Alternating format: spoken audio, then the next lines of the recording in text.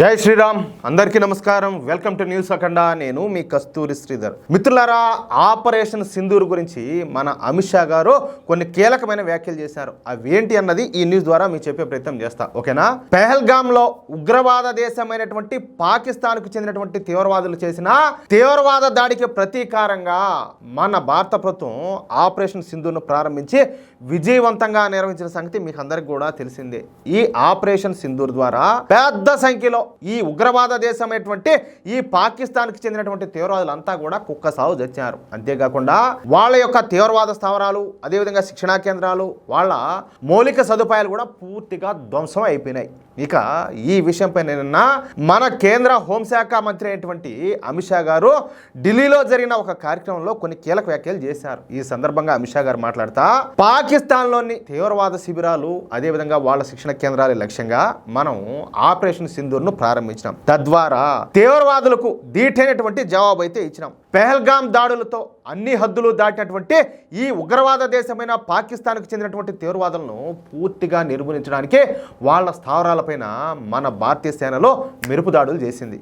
పెద్ద సంఖ్యలో తీవ్రవాదులందరినీ కూడా మట్టుబెట్టాం. తద్వారా పాకిస్తాన్ తీవ్రవాదులను పెంచి పోషిస్తోందని, తీవ్రవాదులకు శిక్షణ ఇస్తాందని, తీవ్రవాదులకు ఆయుధాలను మందుగుండు సప్లై చేస్తుందని, తీవ్రవాదులను పాకిస్తాన్ నెత్తిన పెట్టుకుని పూజిస్తుందన్న విషయం ప్రపంచానికి మొత్తానికి కూడా తెలిసింది. మనం అనేక సంవత్సరాల నుంచి చెబుతున్న విషయమే ఇది. ఏమే ఒక్క ఆపరేషన్ సింధూర్ మూలంగా ఇప్పుడు ప్రపంచ దేశాలకు అన్నిటి కూడా ఫుల్గా క్లారిటీ వచ్చింది. అందుకే మన ఆపరేషన్ సింధూర్ను అనేక దేశాలు కొనియాడినాయి, మనల్ని అభినందనలతో ముంచెత్తినారని చెప్పి మాట్లాడినాడు. అలాగే ప్రధాని నరేంద్ర మోడీ గారికి ఉన్న బలమైన రాజకీయ సంకల్పం, నిఘా సంస్థలు అందించినటువంటి ఖచ్చితమైన సమాచారం, త్రివిధ దళాల అద్భుతమైన పోరాటం మూలంగానే ఈ ఆపరేషన్ సింధూర్ విజయవంతమైంది. చాలా మంది ఈ ఆపరేషన్ సింధూర్ను ఆపేసినామని చెప్పేసి భావిస్తున్నారు. కానీ అది తప్పు. ఆపరేషన్ సింధూర్ ఇంకా కొనసాగుతుంది. సమయం కోసం ఎదురు చూస్తున్నాం. భారత్ పైన పాకిస్తాన్ అనేక డ్రోన్లను, మిసైల్స్ను ప్రయోగించింది. ఈ సమయంలో మన బార్డర్ సెక్యూరిటీ ఫోర్స్ చూపించినటువంటి తెగువ, సాహసాలు నిజంగా అభినందనీయం. బంగ్లాదేశ్తో ఉన్నటువంటి భారత సరిహద్దులను కాపాడడంలో కూడా మన BSF జవాన్లు వాళ్ళు అద్భుతంగా పనిచేస్తున్నారు. వాళ్ళు తమ ప్రాణాలను సైతం లెక్క చేయకుండా యుద్ధ భూమిలో శత్రువులను ఎదుర్కొంటున్నారు. పాకిస్తాన్ చేస్తున్నటువంటి దుర్మార్గాల మూలంగా అనేక సంవత్సరాల నుంచి మన దేశం తీవ్రమైనటువంటి ఇబ్బందులను ఎదుర్కొంటుంది. అయితే మన దేశంలో మోడీ ప్రభుత్వం వచ్చిన దగ్గర నుంచి తీవ్రవాదులకు ధీటుగా బదులిస్తున్నాం. సర్జికల్ స్ట్రైక్స్, ఎయిర్ స్ట్రైక్స్, ఇప్పుడు ఆపరేషన్ సింధూర్ ద్వారా పాకిస్తాన్ తీవ్రవాదులకు సరైన సమాధానాన్ని ఇచ్చినాం. ఇప్పుడు పాకిస్తాన్ భయపడిపోయింది. ఇకపైన మరోసారి భారత్లో తీవ్రవాద కార్యకలాపాలు నిర్వహించాలి అంటే పాకిస్తాన్ 1కి 100 సార్లు ఆలోచించుకోవాల్సి ఉంటుందని చెప్పేసి చాలా స్పష్టంగా తెలియజేశారు. అంతే కదా, మొన్న పెహల్గామ్లో జరిగిన దానికి పాకిస్తాన్ సగం దున్నిపారు దొబ్బినారు. ఈసారి ఏదన్నా తేడా జరిగిందంటే ప్రపంచ పటంలో అసలు పాకిస్తాన్ అనేదే ఉండదు. ఆ విధంగా చేస్తారు. వాళ్ళకు అది జరగాల్సిన పని కూడా. కానీ ఆ రోజు కోసం మనం ఎదురు చూద్దాం, ఓకేనా? పెహల్గామ్లో జరిగినటువంటి తీవ్రవాద దాడి సమయంలో ఈ ఇస్లామిక్ తీవ్రవాదులు పర్యాటకుల యొక్క మతం అడిగి మరీ చంపడం అత్యంత దారుణమైన విషయం. నిజమే కదా, నువ్వు హిందువా ముస్లిమా అని చెప్పి అడిగి ముస్లింలను సపరేట్ చేసి హిందువులందరినీ కూడా చంపినారు. ఏమి హిందువులు చేసిన ద్రోహం ఏంది, అన్యాయం ఏంది?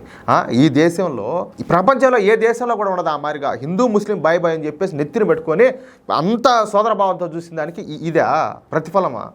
ఈ విధంగా నేను రుణం తీర్చుకునేదా? ఒకసారి ఆలోచించండి.